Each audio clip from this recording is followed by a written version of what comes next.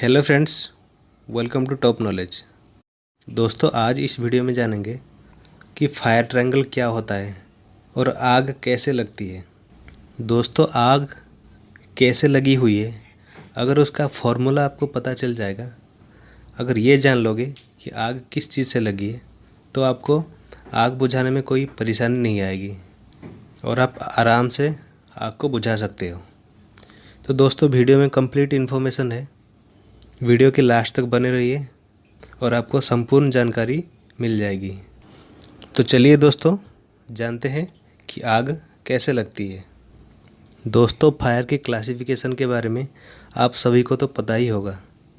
अगर आप लोगों ने वो पिछले वाली वीडियो नहीं देखा है तो ऊपर आई बटन पे वो वीडियो की लिंक है, वहाँ पे जाके आप देख सकते हैं। दोस्तों, आज का पॉइंट है आग कैसे लगती है। दोस्तों, आग कैसे लगती है ये जानने से पहले चलिए जानते हैं आग एक्चुअली किन चीज़ों से मिलकर बनी हुई है। आग बेसिकली 3 मुख्य चीज़ों से मिलकर बनी हुई है। एक है हीट, दूसरा फ्यूल, तीसरा ऑक्सीजन। लेकिन क्या सच में इन चीज़ों से आग लग सकती है?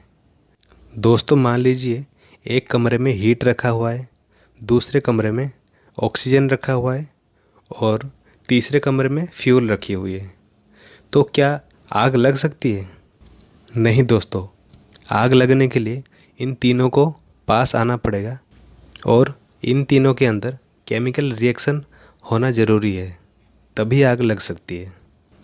लेकिन दोस्तों, मान लीजिए एक गिलास में केरोसिन रखा हुआ है और आप एक अगरबत्ती को आग लगा के उस केरोसिन के अंदर डाल देते हो, तो क्या केरोसिन जलेगा?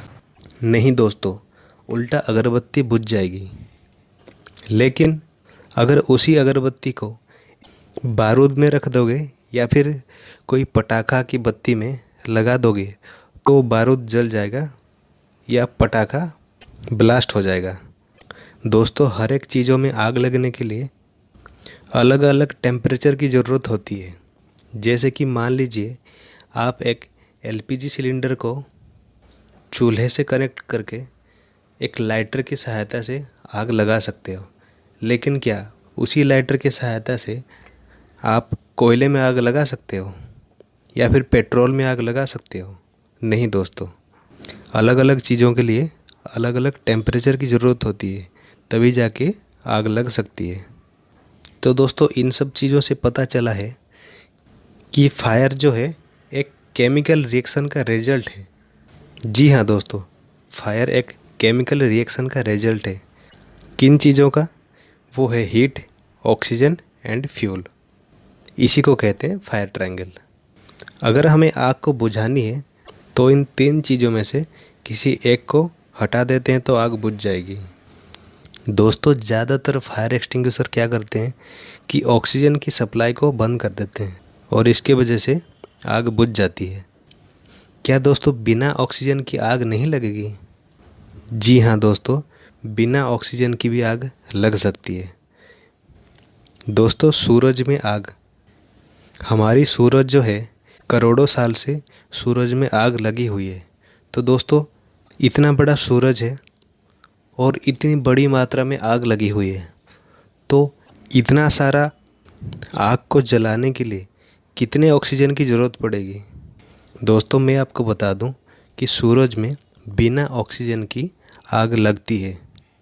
दोस्तों, सूरज में न्यूक्लियर फ्यूजन की वजह से आग लगती है। एक हाइड्रोजन एटम एक फ्री इलेक्ट्रॉन को खो के न्यूक्लियर फ्यूजन की वजह से हीलियम एटम में कन्वर्ट हो जाता है और फिर कुछ एनर्जी रिलीज होती है। फिर ये चेन रिएक्शन कंटिन्यू चलती रहती है और यहाँ पे ऑक्सीजन की ज़रूरत नहीं पड़ती है। अब आप लोग बोलोगे कि हम भी बिना ऑक्सीजन की आग लगा देंगे। देखो, सूरज में एक्सट्रीम ग्रेविटी की वजह से हाइड्रोजन एटम हीलियम एटम में कन्वर्ट हो जाती है और सूरज की ग्रेविटी पूरे सोलर सिस्टम में सबसे ज़्यादा है। चलिए नेक्स्ट चलते हैं। दोस्तों, आप लोगों को पता चल गया आग 3 चीज़ों की रासायनिक प्रतिक्रिया से मिलकर बनी होती है, और वो है हीट, ऑक्सीजन और फ्यूल। एज ए रिजल्ट हमें क्या मिलता है? हमें धुआं मिलता है, हीट मिलती है, लाइट मिलती है और लास्ट में राख मिलती है। दोस्तों, जो बड़ी बड़ी कंपनी है उनमें अगर आग लग जाती है तो फायर डिटेक्टर देखा होगा आपने। फायर डिटेक्टर धुआं को सूंघ के पता कर देता है कि आग लगी है कि नहीं लगी है, और अगर आग लगी होगी तो अपने आप फायर अलार्म बज जाएगी। लेकिन दोस्तों, अगर घरों में आग लगी है तो वहाँ पे तो स्मोक डिटेक्टर नहीं होता है। तो दोस्तों, हमें इन 3 चीज़ों में से, जैसे कि धुआं, गर्मी या फिर रोशनी, इन चीज़ों को देख के पता करना पड़ेगा कि आग लग गई है। दोस्तों, आग एक्चुअली लगेगी कैसे?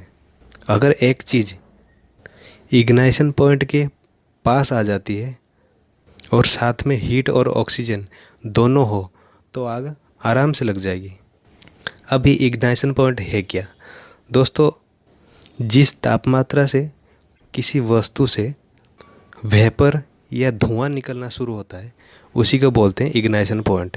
जैसे कि मोमबत्ती को आपने बुझाया होगा और देखा होगा कि मोमबत्ती के अंदर से कुछ धुआं टाइप का निकल रहा है। दोस्तों, ये धुआं नहीं होता है, वो है मोम की वेपर, यानी कि मोम इतना गर्म हो गया है कि वो पिघल के वेपर में कन्वर्ट हो गया है।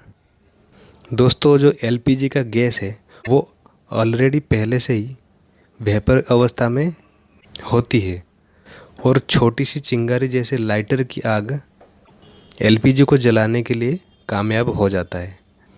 लेकिन अगर किसी सॉलिड वस्तु पे आग लगती है तो उसको पहले इतना गर्म करना पड़ेगा कि उसमें से धुआं निकलने लगे और वो पिघल के वेपर में कन्वर्ट हो जाए, तब उसमें आग लगेगी। दोस्तों, पेट्रोल की इग्नाइशन पॉइंट बहुत कम होती है, मतलब वो रूम टेम्परेचर में भी हमेशा गैस में परिवर्तित होता रहता है, इसीलिए पेट्रोल में बहुत जल्दी आग लग जाती है। लेकिन अगर हम खाने की तेल की बात करें, वो बहुत मोटा और गाढ़ा होता है, इसलिए उसमें आग लगने में काफ़ी वक्त लग जाता है। आप लोगों ने देखा होगा, जब कढ़ाई में हम लोग तेल डालते हैं और तेल गर्म होकर भाप में परिवर्तित होता है, उसके बाद उसमें आग लग जाती है। इसलिए आग को लगने के लिए फ्यूल को इग्नाइशन पॉइंट में आना बहुत ज़रूरी है। लेकिन कुछ ऐसे वस्तु है जिसमें अपने आप ही आग लग जाती है, जैसे कि सोडियम का नाम तो सुना होगा आपने। दोस्तों, जैसे उसको हवा में निकालते हैं हम, हवा के अंदर मौजूद ऑक्सीजन की वजह से सोडियम के अंदर रासायनिक प्रतिक्रिया हो जाती है और सोडियम में आग लग जाता है। इसलिए सोडियम को हमेशा मिट्टी के तेल के अंदर रखा जाता है, और जैसे हम उसको बाहर निकालेंगे तो अपने आप वो आग लग जाएगी।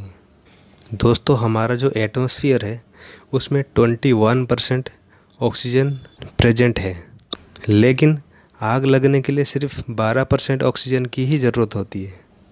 अगर 12% ऑक्सीजन से अगर हम ऑक्सीजन सप्लाई को कट कर देते हैं और वो नीचे गिर के 12% तक पहुंच जाता है, तभी आग जलेगी। लेकिन अगर हम 12% से कम कर देंगे तो आग नहीं जलेगी। इसलिए आग को जलने के लिए कम से कम 12% ऑक्सीजन की ज़रूरत होती है। दोस्तों, आशा करता हूँ वीडियो आपके लिए इन्फॉर्मेटिव लगी हो, और अगर सच में वीडियो आपकी काम की है तो वीडियो को लाइक कर देना और चैनल को सब्सक्राइब करके बेल आइकन को दबा देना। दोस्तों, नेक्स्ट वीडियो किस टॉपिक पे बनाऊँ नीचे कमेंट करके ज़रूर बताना। चलिए दोस्तों, आज के लिए इतना ही। जय हिंद।